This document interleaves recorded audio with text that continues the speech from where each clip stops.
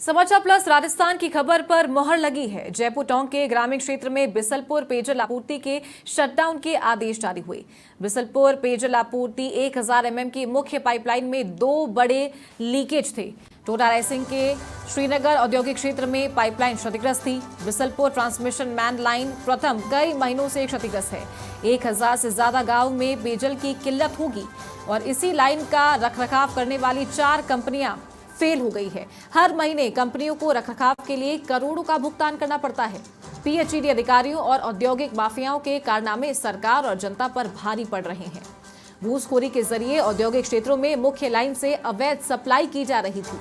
अवैध कनेक्शन से मुख्य लाइन की रिंग बाहर निकली।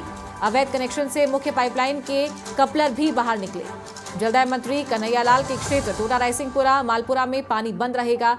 उप मुख्यमंत्री प्रेमचंद बैरवा के दूदू इलाके में भी पेयजल आपूर्ति नहीं होगी। रेनवाल, फुलेरा, सांभर, किशनगढ़, जोबने में भी पेयजल सप्लाई बंद रहेगी। भयंकर गर्मी में पेयजल आपूर्ति की कोई वैकल्पिक व्यवस्था नहीं है। लंबे शटडाउन में ही क्षतिग्रस्त पाइपलाइन की मरम्मत हो सकती है और आज रात से ही जलदाय विभाग शटडाउन के लिए तैयारी कर रहा है। तो पाइपलाइन की मरम्मत में कई दिन लग सकते हैं।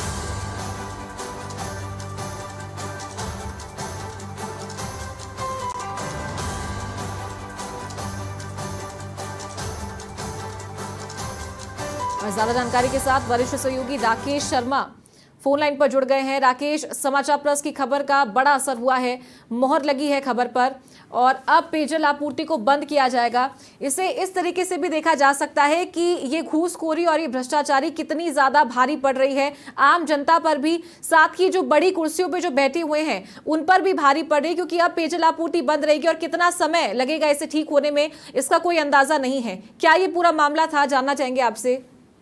बिल्कुल, देखिए चारू जी, एक तरफ सरकार जनता को पेयजल के लिए करोड़ों रुपए खर्च कर रही है, लेकिन जलदाय विभाग के इंजीनियर ठेकेदारों ने जो एक माफिया का रूप धारण कर चुके हैं, उन्होंने इसको एक कमाई का जरिया बना लिया है। जो बिसलपुर से पेयजल सप्लाई आम आदमी के लिए की जा रही है, वो कई औद्योगिक क्षेत्रों में, खासतौर पर जो टोडा रायसिंह का श्रीनगर औद्योगिक क्षेत्र है, यहाँ पर पिछले कई महीनों से जलदाय विभाग के इंजीनियर और जो रखरखाव करने वाली निजी फर्में हैं, उनकी मिली भगत से औद्योगिक क्षेत्रों में अवैध कनेक्शनों के जरिए पानी सप्लाई किया गया, जिसके कारण श्रीनगर औद्योगिक क्षेत्र के पास बड़ी संख्या में बड़े बड़े लीकेज हो गए और वहां से करोड़ों लीटर पानी प्रतिदिन अवैध तरीके से इन औद्योगिक क्षेत्रों में सप्लाई किया गया।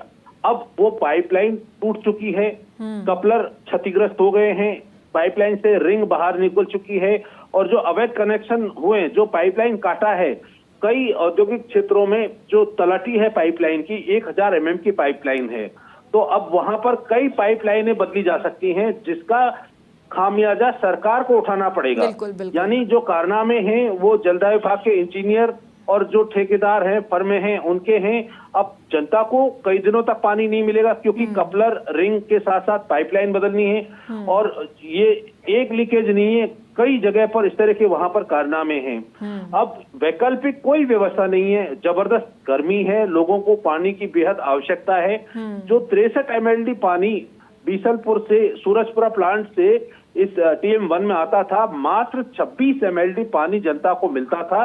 बाकी लगभग 37 एमएलडी पानी की कालाबाजारी जलदाय विभाग के इंजीनियर और ठेकेदार मिलकर कर रहे थे। अब शटडाउन आज रात से लिया जाएगा। ये शटडाउन कितना लंबा चलेगा ये तय नहीं है, क्योंकि जितने लीकेज, जितने कट हैं मेन राइजिंग लाइन में है, तो मेन राइजिंग का काम बहुत मुश्किल से होता है और बहुत परेशानी वाला होता है। तो इसलिए निश्चित तौर पर जनता के सामने समस्या खड़ी होना जो है तय है, क्योंकि शटडाउन आज रात से लेने के बाद पूरी पाइपलाइन खाली की जाएगी। पाइपलाइन करने के बाद दोबारा से पानी सप्लाई शुरू की जाएगी, उसमें कई दिन लग सकते हैं।